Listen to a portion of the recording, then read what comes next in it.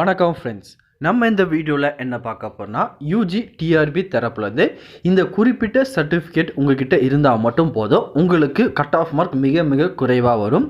அது என்ன விதமான சர்டிஃபிகேட், அந்த சர்டிஃபிகேட்டை வச்சு எப்படி நீங்கள் வேலை வாங்கலாம் அப்படின்னு சொல்லி ஃபுல் இன்ஃபர்மேஷன் தான் ஒன் பை ஒன்னாக டீட்டெயிலாக இந்த வீடியோவில் பார்க்க போகிறோம். அதை பார்க்குறதுக்கு முன்னாடி நீங்கள் நம்ம சேனலுக்கு புதியவராக இருந்தீங்கன்னா மறக்காமல் நம்ம சேனலை சப்ஸ்கிரைப் பண்ணிட்டு பக்கத்தில் இருக்க பெல் ஐக்கானை கிளிக் பண்ணிட்டு ஆளுங்க செட் பண்ணிக்கோங்க. அப்போ தான் நம்ம போடுற வீடியோ எல்லாமே உங்களுக்கு உடனே கிடைக்கும். இப்போ வாங்க ஃப்ரெண்ட்ஸ் வீடியோக்குள்ளே போகலாம். முதல்ல யூஜி டிஆர்பி தரப்பு வந்து எக்ஸாமினேஷன் எல்லாமே நடைபெற்று முடிஞ்சிச்சு. அதை பற்றி டீட்டெயிலாக கட் ஆஃப் மார்க்லாம் நிறைய வீடியோ நம்ம சேனலில் போட்டிருக்கோம். இன்னும் பார்க்காத ஃப்ரெண்ட்ஸ் யாரும் இருந்தீங்க அதை போய் செக் பண்ணி பாருங்கள். இப்போ ப்ரோ கம்மியானது 70-75 மார்க் வரணும், அது என்ன சர்டிஃபிகேட், அது எங்கள் கையில் எப்படி இருக்கணும் அப்படின்னு சொல்லி நிறைய ஃப்ரெண்ட்ஸ் கேட்பீங்க. இல்லை முக்கியமானது வந்து பார்த்தீங்கன்னா ஒவ்வொரு கம்யூனிட்டி வைஸாக வேக்கன்சி பிரிச்சிருப்பாங்க. அந்த கம்யூனிட்டி வைஸ் வேக்கன்சியில் வந்து பார்த்தீங்கன்னா தமிழ் மொழி சான்று வச்சுருந்தீங்கன்னா அதுக்கு வந்து பார்த்தீங்கன்னா 20% வேக்கன்சி ஒதுக்கியிருப்பாங்க. ஒன்ஸ் வந்து பார்த்தீங்கன்னா ஆக மொத்தம் 2000 வேக்கன்சி இருக்குது. உங்களுக்கு எஸ்சி கேட்டகரியில் ஒரு 100 வேக்கன்சி கொடுத்துருக்காங்கன்னா அதில் 20 வேக்கன்சி வந்து பார்த்தீங்கன்னா தமிழ் மொழி சர்டிஃபிகேட், அதாவது வந்து பார்த்தீங்கன்னா பிஎஸ்டிஎம் வச்சுருந்தீங்கன்னா அவங்களுக்குன்னு சொல்லி தனியாக ஒதுக்கியிருக்காங்க. அதனால் நீங்கள் என்ன சப்ஜெக்ட்டுக்கு அப்ளை பண்ணியிருக்கீங்களோ அந்த சப்ஜெக்டில் நீங்கள் தமிழ் மொழியில் படிச்சிருந்தீங்கன்னா உங்களுக்கு வந்து பார்த்தீங்கன்னா மிக மிக குறைவான மார்க் 70-75 மதிப்பெண் வச்சுருந்தாலும் போதுமானது.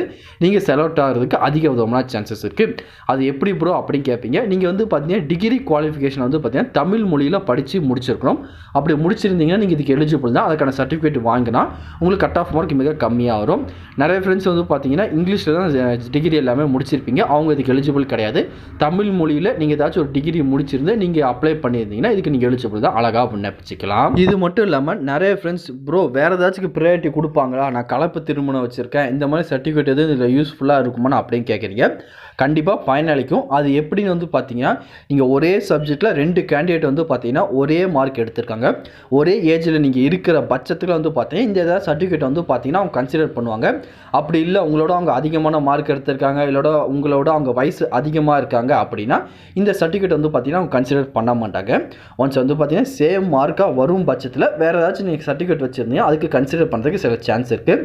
ஆஃபிஷியலாக வந்து பார்த்தீங்கன்னா அவங்க எந்த ஒரு ப்ரையாரிட்டி சர்டிஃபிகேட்டும் மென்ஷன் பண்ணலை. ஒன்ஸ் அந்த மாதிரி எது இருந்துச்சுன்னா அவங்க இதை கன்சிடர் பண்ணுறதுக்கு சில சான்சஸ் இருக்குது. உங்ககிட்ட அப்படி இருந்துச்சுன்னா அதுக்கான சர்டிஃபிகேட் எல்லாமே ரெடியாக வச்சுக்கோங்க. ஒன்ஸ் நீங்கள் டாக்குமெண்ட் வெரிஃபிகேஷன் போகும்போது அதை காட்டிங்கன்னா உங்களுக்கு பயன்படுறதுக்கு அதிக விதமான வாய்ப்பு இருக்குது. ஒன்ஸ் வந்து பார்த்தீங்கன்னா மினிமம் நீங்கள் ஒரு 85+ மார்க் வச்சுருக்கீங்க, நார்மல் ஜென்ரல் கேட்டகரியில் வச்சுருந்தீங்கன்னா உங்கள் ஜாப் கிடச்சிரும். அதுக்கு மேலே வந்து பார்த்தீங்கன்னா மார்க் வச்சு நீங்கள் கவலைப்படவே வேண்டாம். இது போக வந்து பார்த்தீங்கன்னா கம்யூனிட்டி வைஸாக நீங்கள் இருக்கீங்கன்னா ஒரு 80+ மார்க் இருந்தால் போதும். ஏதாச்சும் ஒரு ஓபிசியோ எஸ்சியோ எஸ்டி ஏதாச்சும் ஒரு கம்யூனிட்டி வைஸாக இருக்கீங்கன்னா ஒரு 80+ மார்க் இருந்தால் போதும். அது போக வந்து பார்த்தீங்கன்னா பிஎஸ்டிஎம் சர்டிஃபிகேட் வச்சுருக்கீங்கன்னா ஒரு 70-75 மார்க் இருந்தாலே போதுமானது. உங்களுக்கு ஜாப் கிடைக்கிறதுக்கு அதிக விதமான சான்சஸ் இருக்குது.